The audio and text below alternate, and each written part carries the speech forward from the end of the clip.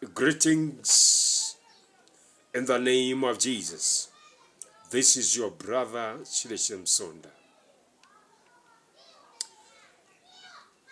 I saw an helicopter crashing in a far country, and very important people died.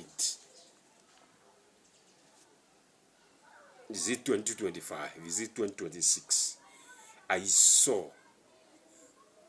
helicopter crashing, killing very important people in a far country.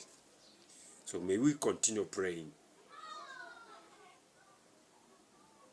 especially for those who are using air transport. Let's continue praying for them in Jesus' name, because I saw an helicopter crashing.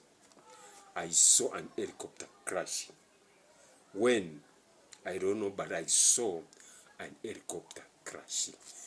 So may we continue praying. And for those who are using helicopters, we pray for them in 2025, 2026, 2027.